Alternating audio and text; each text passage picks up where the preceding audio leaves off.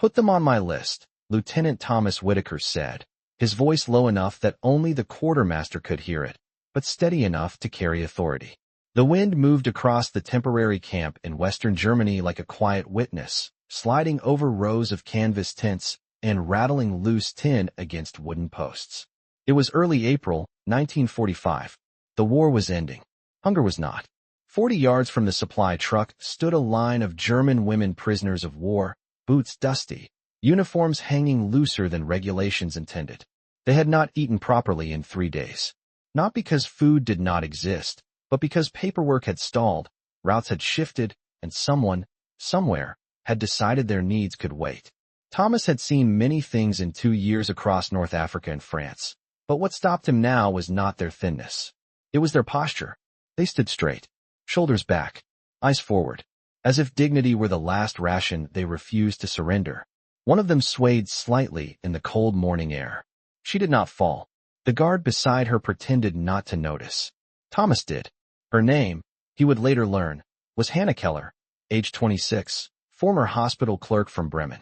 But in that moment she was simply a figure against gray sky, pale, silent, uncomplaining. The quartermaster flipped through manifests clipped to a metal board. Supplies tight, he muttered. Convoy got redirected south. Orders. Thomas held out his hand. The paper was thin, official, stamped in blue ink.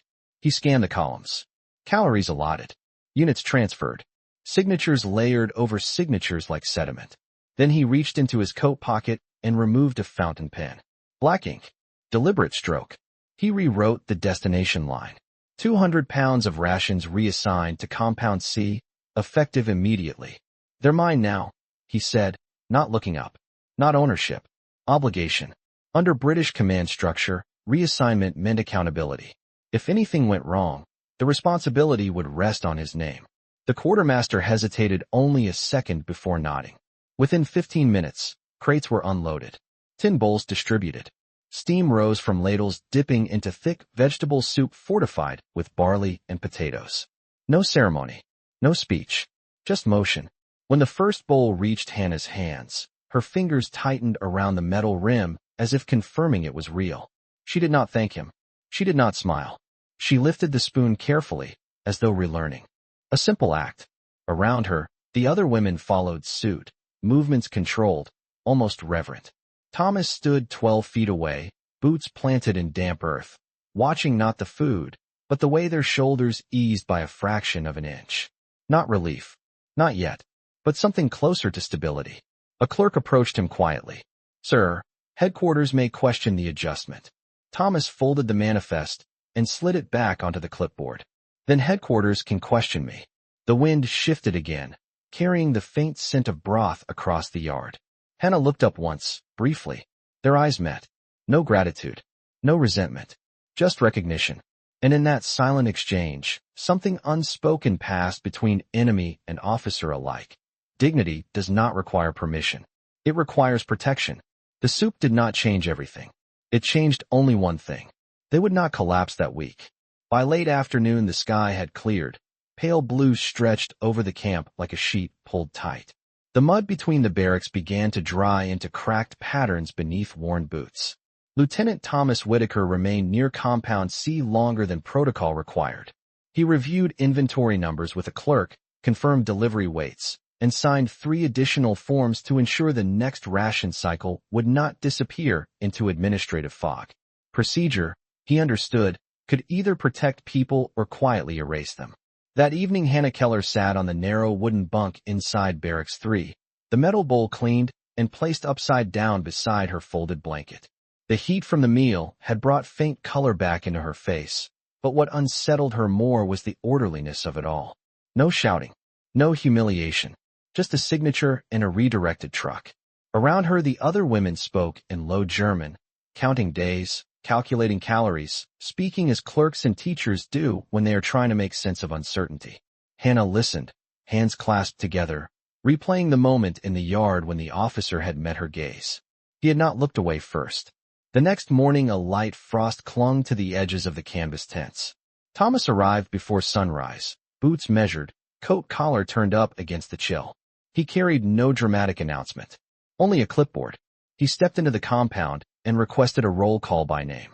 When Hannah heard her surname pronounced carefully, imperfect but deliberate, she felt something tighten in her chest. He was not reducing them to numbers.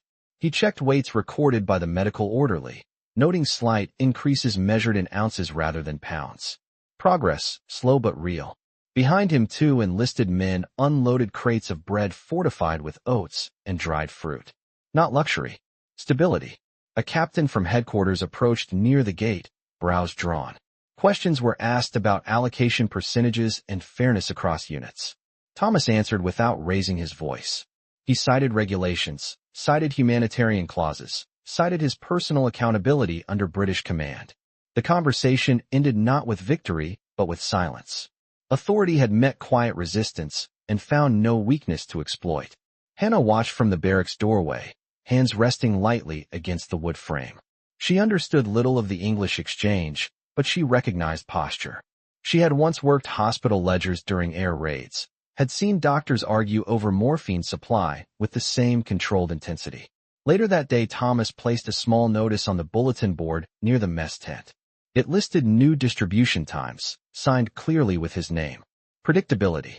That was the true gift. When Hannah stepped forward to receive bread, she did not rush.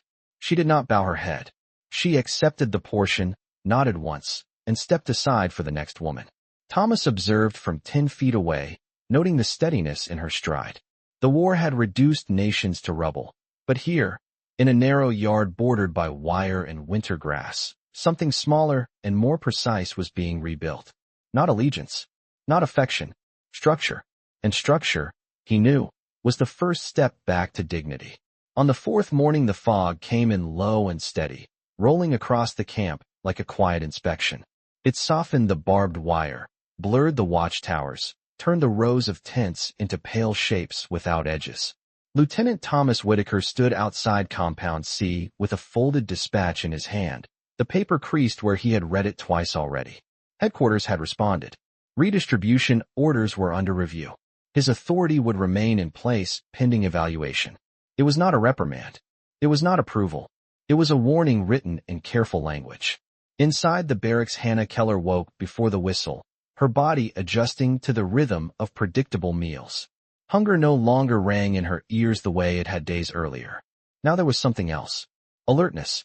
She sat upright, listening to the quiet breathing of the other women.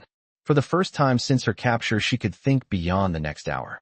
Outside, boots moved across damp gravel. Thomas entered the compound with the medical orderly and a small wooden scale. He requested updated weight records again, his tone measured, consistent. Numbers were called out in pounds and ounces, recorded in ink. Gains were modest. 8 ounces, 12 ounces, 1 pound. Hannah stepped forward when her name was spoken. She stood straight on the platform, eyes fixed ahead. The pointer settled. 104 pounds. Up from 101. Thomas made a small notation beside her name. He did not comment. He did not offer praise. Stability did not require applause. It required maintenance. Later that afternoon, a supply sergeant approached Thomas near the storage tent. His expression carried concern rather than defiance. There were murmurs among other compounds. Questions about favoritism, about fairness. Thomas listened without interruption. Then he walked with the sergeant across the yard, boots aligned step for step. He stopped at the entrance to Compound C and gestured toward the posted distribution schedule bearing his signature. The policy applied to any unit failing to meet minimum nutritional standards. This was not preference. It was correction. The explanation was brief, precise, enough. Word traveled quietly, not through shouting, through observation. That evening, Hannah remained outside after roll call, standing near the fence where winter grass pressed flat against the earth. Thomas approached with a ledger tucked under his arm. For a moment, neither spoke. The wind moved between them, cool, but no longer biting. Hannah reached into the pocket of her worn coat and removed a folded scrap of paper. It was a list. Names of the women in her barracks. Beside each name, she had written previous weights and current ones, translated carefully into English numbers. She held it out.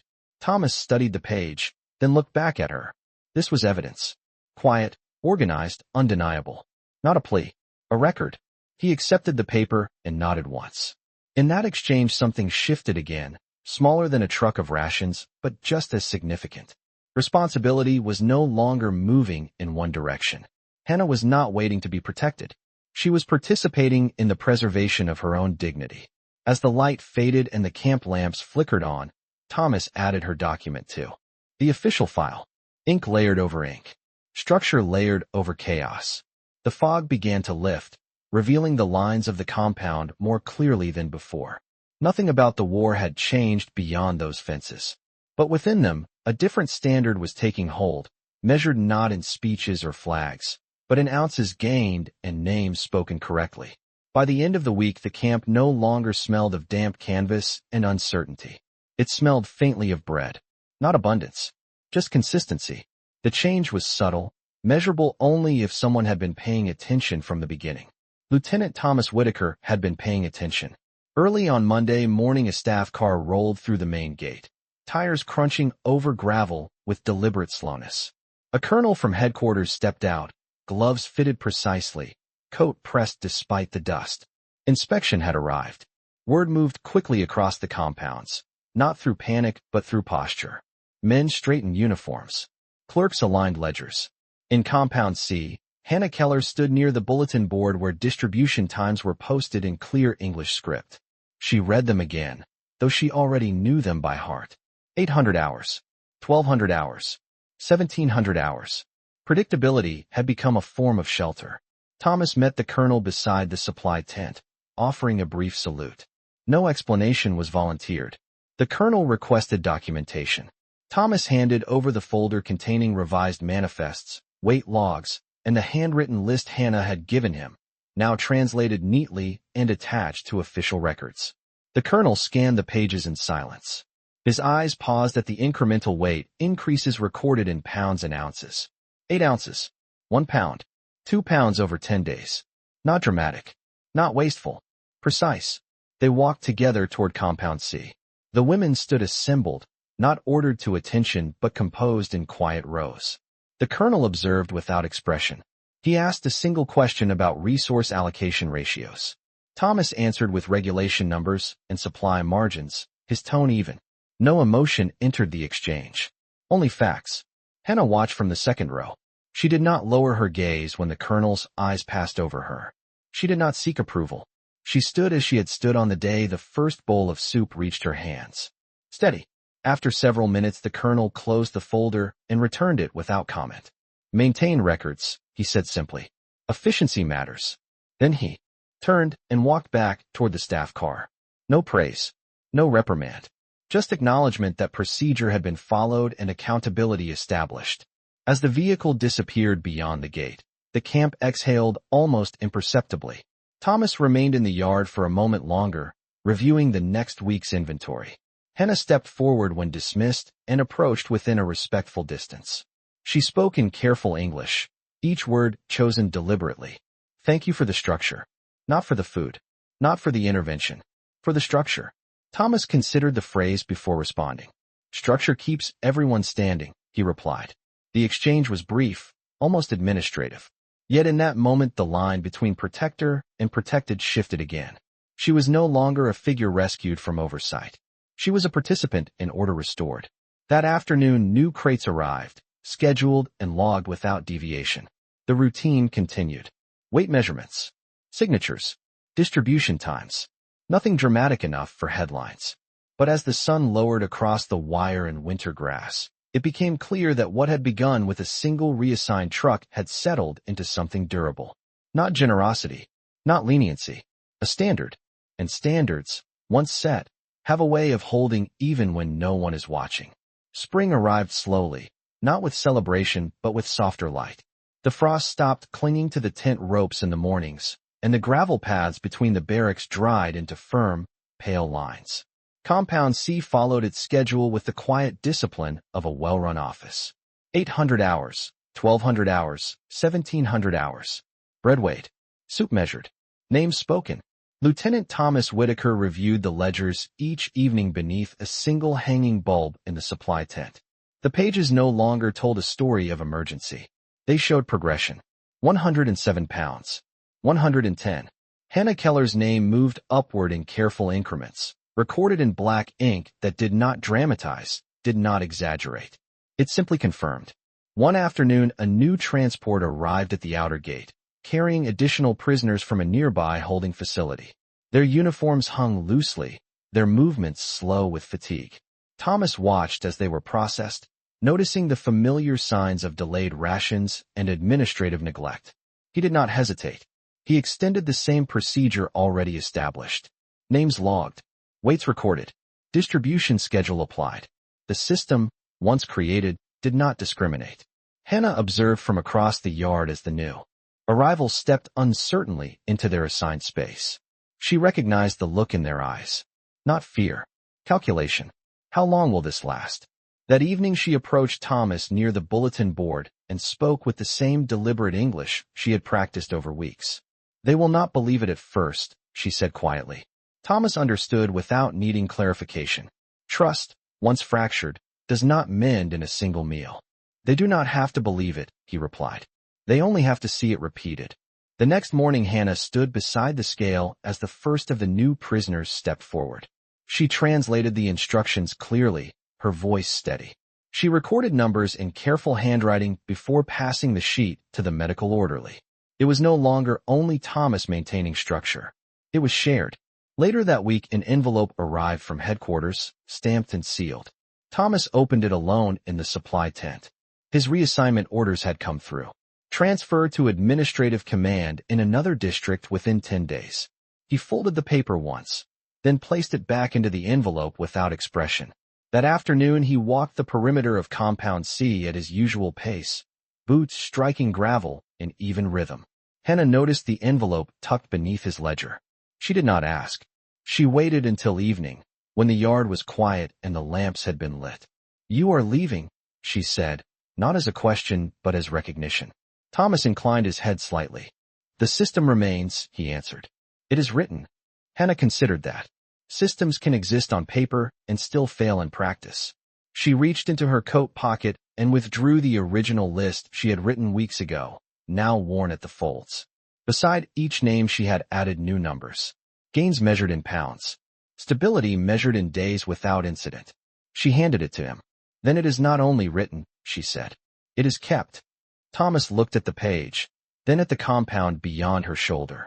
The women moved between barracks and mess tent with a steadiness that had once seemed impossible. He understood then that his role had shifted from intervention to inheritance. When he left the yard that night, the air carried the faint scent of baked oats from the kitchen tent. Routine continued. No speeches were made. No ceremony announced his departure. But as the sun set behind the wire, the standard he had insisted upon no longer depended on his signature alone. It had taken root in the quiet resolve of those who had chosen to stand. The morning of his departure arrived without ceremony. No band. No announcement. Just a pale sun rising over the wire and the steady rhythm of boots crossing gravel one last time. Lieutenant Thomas Whitaker stood inside the supply tent reviewing the final ledger entries under his name. Ink dried quickly in the warming air. He checked the columns twice, not because he doubted the numbers, but because order deserved precision to the end. Outside, Compound C moved through its routine without pause. 800 hours. Bread distributed by weight. Names spoken clearly. Hannah Keller stood beside the scale as she had every morning for the past 2 weeks, recording each measurement in careful script. 112 pounds. 109. 115. The increments were no longer survival. They were recovery. When Thomas stepped into the yard carrying his coat folded neatly over his arm, the women noticed. Not because he called attention to himself, but because patterns matter. He had always stood 10 feet from the distribution table, never closer, never farther. Today he stood there again, posture unchanged. Hannah approached when the line had cleared. The air carried the scent of oats and warm metal. She held a clipboard now, the official one, no longer a scrap of folded paper. Her handwriting filled the margins with neat English translations beside German names. She did not mention the envelope in his hand. She did not ask where he was going. Instead, she extended the clipboard toward him. "Please verify," she said. Her voice carried no tremor. Thomas reviewed the page. All entries matched. All distributions logged. He signed at the bottom, the final signature beneath his authority. Then he returned the clipboard to her rather than to the clerk. It was a small adjustment, but intentional. The system had a new custodian. A transport truck waited beyond the gate, engine idling softly. A young lieutenant from headquarters stood beside it, reviewing his own set of instructions. Thomas walked toward him, offering a brief exchange of procedural details. No speeches, no warnings. Only the reminder to follow the written standards already in place. The younger officer nodded, perhaps unaware that he was inheriting more than paperwork. Hannah remained near the bulletin board as Thomas approached the gate. For a moment the yard was still. She stepped forward and spoke in the steady English she had earned through repetition. "You said structure keeps everyone standing." Thomas paused, hand resting lightly on the gate latch. "It does," he answered. Hannah inclined her head slightly. "Then we will keep standing." There was no handshake, no formal farewell, just acknowledgement. Thomas stepped through the gate and into the brightening morning. The truck pulled away slowly, tires pressing lines into the dirt road that would fade by evening. Inside the compound, the whistle sounded for midday distribution. Hannah turned without hesitation and called the next name from the list. Bread was weighed. Soup was ladled. The new lieutenant observed from a measured distance, learning the rhythm already established. The war beyond the fences continued to reshape maps and governments.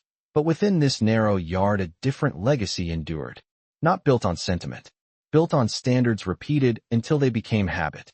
As the sun rose higher and shadows shortened, Compound C moved forward without interruption.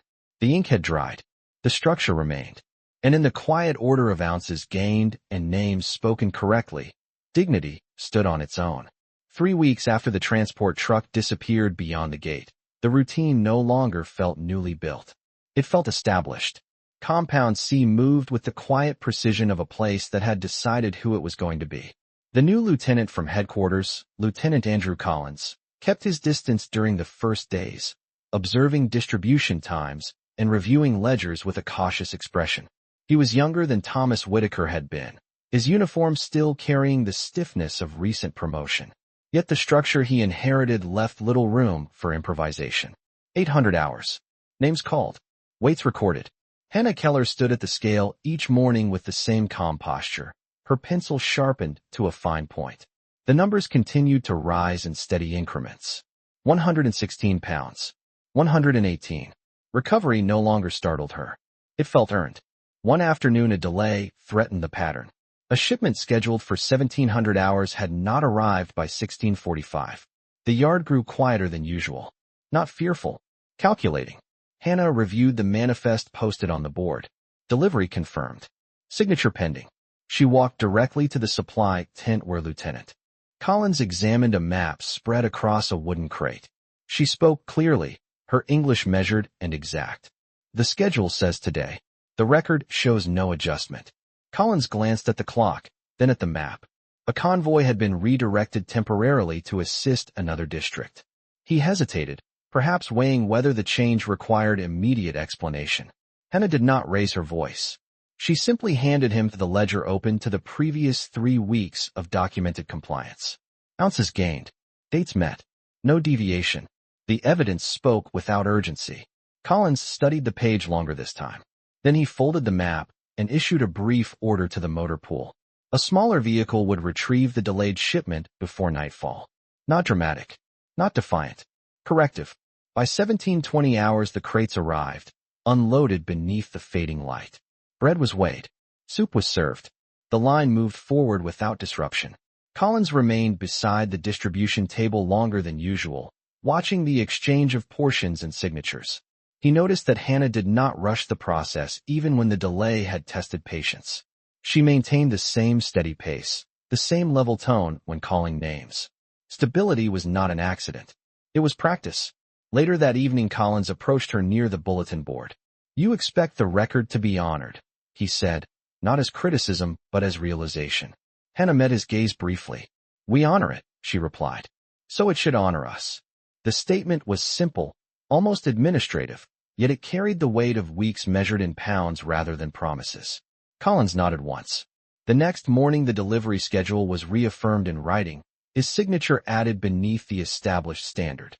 Compound C continued its rhythm as the days grew warmer and the wire fences cast thinner shadows across the yard. The war beyond the perimeter still shifted headlines and borders, but inside the compound the quiet insistence on structure had outlasted one officer and instructed another. And as the scales settled on another modest gain, Hannah recorded the number without hesitation, her handwriting steady, her posture unchanged. The system no longer required rescue. It required guardianship. And guardians, she understood, could be taught. By early summer the fences no longer defined the rhythm of the day. The sun did. It rose over the eastern watchtower at 6:20 and warmed the gravel paths by 8.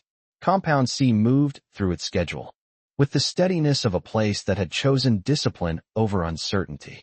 Lieutenant Andrew Collins no longer hovered at the edge of the yard.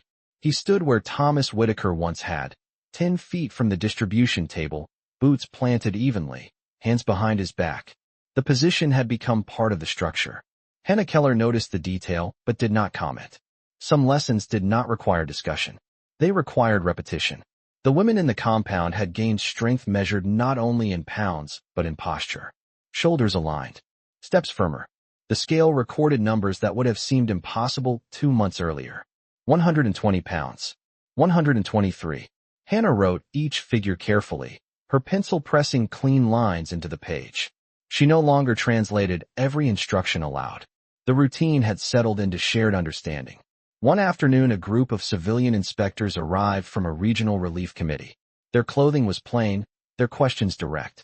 They walked through the compound with notebooks open, observing distribution times, reviewing the ledger entries, confirming weight logs. Collins answered with clarity, citing dates and quantities without hesitation. When asked who maintained the daily weight records, he gestured toward Hannah. She stepped forward without ceremony and handed over the clipboard. The inspector scanned the neat handwriting, noting the consistent format, the translated notes, the incremental increases over weeks. "Who instructed you to keep such detailed records?" one of them asked. Hannah considered the question for a moment. "It was written," she replied. "So we kept it." The answer carried no accusation and no flattery, only fact. The inspectors left with quiet nods, their notebooks filled with figures rather than impressions. That evening Collins added a new page to the bulletin board, reaffirming the established standards under his own signature. The ink dried beneath the warm light of the setting sun. Hannah read the page once, then returned to the scale to close out the final entries of the day. Later, as the yard emptied and the lamps flickered on, she paused near the fence where the grass bent softly in the breeze. She remembered the first week when standing required effort and belief felt impractical. Now the compound held itself upright without constant supervision. The structure had become habit. Across the yard Collins locked the supply tent and secured the ledger inside its metal cabinet. He glanced once toward the bulletin board, confirming the posted schedule remained intact. No speeches had marked the transformation. No ceremony had declared it complete. Yet the evidence was visible in the numbers recorded and the steady lines of women walking back to their barracks with measured steps. The war outside continued to redraw boundaries on distant maps, but inside the compound a quieter boundary had been redrawn as well. Not between captor and prisoner, between neglect and responsibility. And as the last light faded behind the wire, Hannah closed the ledger with deliberate care, understanding that dignity, once restored, demanded guardianship from everyone who chose to stand. The heat in July settled over the compound like a second roof, pressing down on canvas and gravel until even the air felt measured. By now the schedule no longer needed reinforcement. It existed in muscle memory. 800 hours, 1,200 hours, 1,700 hours. Lieutenant Andrew Collins had stopped checking his watch before each distribution. The rhythm held on its own. Hannah Keller noticed something else changing as the days grew longer. The women no longer watched the supply truck with guarded calculation. They watched it with expectation grounded in evidence. Expectation without anxiety. It was a quiet transformation, more difficult than recovery of weight. One afternoon a notice arrived from Regional Command announcing preliminary reviews of prisoner status classifications. Administrative language. Possible transfers. Potential releases. The paper was pinned to the bulletin board with a single metal tack. The yard fell into a thoughtful silence as the women read it in turns. Hannah traced the English lines carefully, translating for those who struggled. No promises were made. No timelines given. But the idea of departure had entered the air. Collins approached the board after the crowd thinned. "It may take months," he said evenly. "Or longer." Hannah nodded. "Structure does not end because waiting begins," she replied. The statement was neither hopeful nor resigned. It was practical. The next morning the scale recorded 126 pounds beside her name. The number felt less like survival and more like preparation. Later that week the relief committee returned with additional forms requiring signatures and documentation of health stability. Hannah assisted in organizing the records, arranging pages chronologically, ensuring each weight entry corresponded to a date and distribution log. Collins observed the orderliness of the file and added his signature where required. The process unfolded. Without tension, bureaucracy, when honored, became predictable rather than threatening. On a warm evening near sunset, the yard glowed amber beneath the lowering sun. The wire cast long shadows across the gravel, thinner now than in early spring. Hannah stood near the fence where she had once struggled to remain upright. She rested her hands lightly against the wood post and watched the women move between barracks with steady steps. Collins joined her, maintaining respectful distance. "When you leave," he said after a moment, "what will you remember?" Hannah considered the question carefully. "Not the hunger," she answered. "Not the wire." She paused, eyes following the line of the bulletin board where schedules remained posted in clear ink. "I will remember that someone insisted the record be kept." Collins absorbed the words without response. The truck arrived at 1700 hours exactly, its engine humming with familiar reliability. Bread was weighed. Soup was ladled. Names were called. The yard moved as it always did. No one marked the moment as historic. Yet in the measured repetition of tasks once neglected, a different kind of history had taken shape. The war beyond the fences still negotiated treaties and redrew maps, but within Compound C the lesson had already settled. Dignity did not arrive with declarations. It arrived with documentation, with signatures placed carefully at the bottom of a page, and with the quiet decision to stand even when no one demanded it. As the sun disappeared beyond the horizon, Hannah closed the ledger once more, her handwriting steady, her posture unbroken, knowing that when departure finally came, she would carry more than weight regained. She would carry the standard itself. By late August the air over the compound carried the first hint of change. The heat no longer pressed down with the same weight. Mornings arrived cooler, the light sharper against the wire. The notice board held a new document stamped in official blue ink. Individual case reviews had been completed. Conditional releases would begin in phases. Names were listed in careful columns, each one aligned beside a registration number. Hannah Keller stood before the board longer than most. Her name appeared midway down the second page. She did not react immediately. She read the line twice, tracing each letter with her eyes as if verifying a ledger entry. Release pending transport to civilian processing within 30 days. Around her, other women breathed in quietly, some covering their mouths with their hands, others simply nodding to themselves. No cheering, no sudden movement. Waiting had taught them restraint. Lieutenant Andrew Collins approached the board after the crowd thinned. He read the same list without expression, then folded his hands behind his back. "The schedule continues," he said evenly, "until the day you leave." Hannah turned toward him. "Of course," she replied. The next morning the scale recorded 129 pounds beside her name. She wrote it down in steady pencil strokes. Release did not erase routine. Bread was still weighed. Soup was still served at 1200 hours.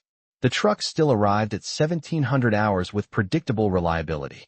Yet something subtle had shifted in the yard. The women walked with a different awareness, as if the gravel beneath their boots had become temporary rather than permanent. Hannah began organizing the ledgers into a final consolidated file, aligning pages chronologically from the first emergency redistribution to the present day.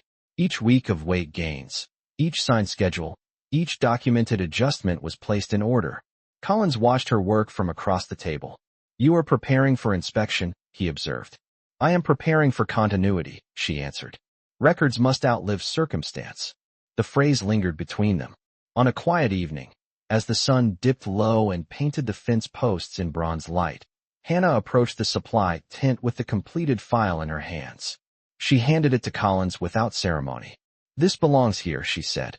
He accepted it and opened the cover. The first page bore Thomas Whitaker's original signature. Beneath it, in sequence, were Collins's own notations and Hannah's translated entries. Ink layered over ink. Authority layered over responsibility. "It will remain," Collins said. Hannah inclined her head once. "Then so will the standard." The days moved forward with calm precision. Names were gradually called for departure briefings.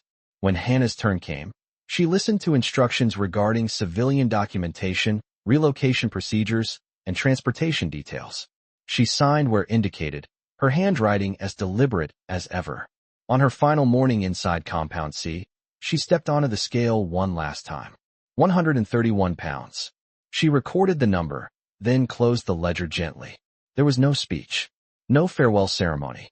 As she walked toward the gate with a small canvas bag over her shoulder, she paused. Briefly near the bulletin board. The schedule remained posted, the ink unaltered. Collins stood 10 feet away, posture steady. Hannah met his gaze and nodded once. Not gratitude, not sentiment, recognition. Then she stepped through the gate into the cooling air beyond. Inside the compound, the whistle sounded for 800 hours. Bread was weighed. Names were called. The structure held. And as the sun rose higher over the wire, it became clear that what had begun as intervention had become inheritance, carried forward not by force, but by those who chose to keep the record and stand. Autumn settled in without announcement. The mornings carried a thin mist that hovered above the gravel before dissolving under pale sunlight. Beyond the gates of the former compound, Hannah Keller stood in a line outside a civilian processing office, a canvas bag resting against her ankle. The building had once been a municipal school. Now its windows held official notices instead of children's drawings. Inside, clerks stamped forms and called names in careful order. Hannah held her documents close to her chest, pages aligned, signatures visible in precise ink. She had learned the value of records. When her name was called, she stepped forward with the same posture she had practiced inside the wire. 131 pounds had become 133. The weight was not recorded on a scale that morning, but she felt it in the steadiness of her stride. Across the city, ration lines still formed at dawn. Store shelves were inconsistent. The war had ended in headlines, yet recovery remained uneven. Hannah rented a narrow room above a bakery that no longer baked daily. The windows rattled in the wind, but the floor was solid. On her first evening alone, she unfolded a single sheet of paper from her bag. It was not the original ledger. That remained behind. It was a copy she had written by hand before departure, listing dates and incremental gains. Ounces measured. Weeks documented. She placed it inside a drawer beside the bed. Not as nostalgia. As reminder. Days passed. She found work assisting a local relief coordinator who struggled to track distribution lists. Hannah brought order to the scattered pages, aligning names chronologically, translating where necessary, confirming totals against shipments received. The coordinator noticed her precision. "You keep records as if they matter," he said one afternoon. Hannah met his gaze briefly. "They do," she answered. In a different district, Lieutenant Andrew Collins reviewed his own ledger entries inside the supply tent. The file Hannah had compiled remained in the metal cabinet, its pages undisturbed. New names had filled the lines beneath the earlier ones. New weights recorded. New signatures added. The standard persisted beyond any single transfer. Collins paused occasionally over the first page, where Thomas Whitaker's handwriting appeared in firm strokes. Ink layered over ink. Decision layered over duty. He did not speak of it often. He did not need to. Months later, a brief letter arrived at the camp office bearing civilian postage. It contained no dramatic language. Only a simple note written in steady English. The record continues. Hannah had signed her name beneath the sentence. Collins folded the paper carefully and placed it inside the front cover of the ledger. Outside the compound, winter approached again. Frost traced thin lines across the ground at dawn. Inside, bread was weighed at 800 hours. Names were called. The scales settled on numbers that no longer signaled danger. Somewhere beyond the fences, Hannah walked through city streets with measured steps, carrying documents that aligned with shipments and signatures that confirmed delivery. The war had altered borders and governments, but in two separate places a quieter inheritance endured. Not declared, not celebrated, maintained. and in the steady repetition of ink pressed to paper and voices calling names correctly, dignity remained standing, requiring no witness, only guardians willing to keep the record. Winter returned with quiet authority, laying a thin crust of frost over rooftops and window ledges across the small German city where Hannah Keller now lived. The bakery beneath her rented room had resumed limited production, its ovens warming the early morning air with the scent of rye and barley. Hannah rose before sunrise as she had inside the compound, not because anyone required it, but because structure had settled into her bones. At a narrow wooden desk by the window, she opened a ledger of her own. It was not official military property. It was a civilian supply record for the relief office where she now worked. Columns ruled in pencil, dates aligned in careful rows, flour delivered in pounds, milk accounted for in quarts, names of families receiving assistance written in deliberate script. Outside, the city was still rebuilding, brick by brick, window by window. Yet inside the relief office the rhythm felt familiar. Shipments arrived. Totals were confirmed. Signatures were placed at the bottom of each page. One afternoon, a young volunteer misplaced a delivery invoice, dismissing it as unimportant since the goods had already been distributed. Hannah retrieved the missing sheet from beneath a stack of folded blankets and smoothed it flat against the desk. "If it is given," she said quietly, "it must be recorded." The volunteer nodded, perhaps not fully understanding that the statement carried history. That evening Hannah returned to her room and opened the drawer beside her bed. She removed the handwritten copy of the compound ledger, the one she had transcribed before departure. The paper had softened at the folds, but the numbers remained clear. 104, 112, 131. Ounces that once measured survival now measured continuity. She did not dwell on memory.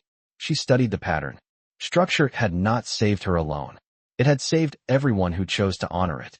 Across the region, Lieutenant Andrew Collins continued his duties within the former camp, now transitioning into a long-term holding and processing center.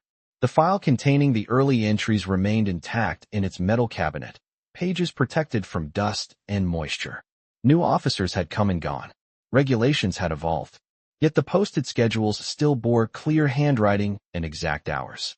800, 1200, 1700. Not because someone extraordinary enforced them, but because they had proven effective. On a late winter morning a letter arrived at Hannah's relief office bearing a British military return address. Inside was a single page. "The ledger remains in use." Collins had signed his name beneath the sentence. No embellishment. No commentary. Hannah folded the letter carefully and placed it alongside her own records. Outside her window the first snow of the season began to fall, quiet and measured. She returned to her desk and drew a fresh line across a blank page, preparing the next column for entries that would follow. The war had ended in headlines months earlier, yet what endured was not a speech or a treaty. It was the steady repetition of accountability, the decision to document, the discipline to maintain. And as snow gathered lightly on the rooftops, Hannah wrote the next date in precise ink, understanding that dignity, once restored, required no announcement. It required only someone willing to keep the record and stand by it. Years later the war would be summarized in dates and treaties, in speeches delivered beneath flags and signatures pressed into parchment. But in a small relief office above a reopened bakery, Hannah Keller measured history differently. It was recorded in ledgers bound with twine, in margins filled with careful translations, in columns that aligned deliveries with names. Spring returned again, softening the city streets and pushing green through cracks in the pavement. Hannah opened the office windows each morning and let the air move across her desk before she began writing the day's entries. Flour received, 20 pounds. Milk delivered, 12 quarts. Families served, 8. The numbers were modest. The handwriting was steady. One afternoon, a former prisoner from another district arrived seeking assistance. He recognized Hannah's precision immediately. "You keep records as if someone is watching," he said quietly. Hannah paused, pencil hovering above the page. "Someone always is," she replied. "Not a guard. Not an officer. Conscience." Across the channel, in a quiet administrative office within a reorganized military district, Andrew Collins prepared to leave service. The camp had transitioned fully into a civilian processing center months earlier. Before handing over his final responsibilities, he opened the metal cabinet and removed the thick file that had begun with a single redirected shipment. He turned the pages slowly. Thomas Whitaker's signature on the first entry. Hannah's translated list beneath it. His own reaffirmed schedules layered after. Weight gains recorded in ounces and pounds. Delivery times written with exact hours. 800, 1200, 1700. He closed the file and placed it into the district archive rather than the discard pile. Records must outlive circumstance. He understood that now as clearly as she had. On a warm afternoon in early May, Hannah stood in the doorway of the relief office watching children run past with bread tucked under their arms. The bakery ovens below were fully operational again. The shelves inside the shop were no longer empty. She felt the solidness of the floor beneath her feet and the steadiness in her own posture. 133 pounds had long since become more. The number itself no longer mattered. What mattered was the pattern it represented. That evening she took out the worn copy of her original weight log and placed it beside the new ledger on her desk. Old ink beside fresh ink. Past beside present. She did not dwell on hunger or fences. She considered instead the moment when someone had insisted that a record be kept, not as charity, not as favor, but as standard. She closed both ledgers carefully and aligned them at the edge of the desk. Outside, the sun lowered over the rebuilt city, casting long lines of light across rooftops and streets that no longer trembled under uncertainty. No monument marked the place where ounces once signaled survival. No plaque recorded the hours when bread was weighed with deliberate care. Yet the inheritance endured, carried forward in every document filed correctly, in every schedule honored, in every quiet decision to stand upright when neglect would have been easier. The war had tested nations. It had tested individuals. But in the end, what remained was not the sound of declarations. It was the steady scratch of pencil against paper, the discipline to sign one's name beneath responsibility, and the quiet understanding that dignity does not need to be proclaimed. It needs only to be kept.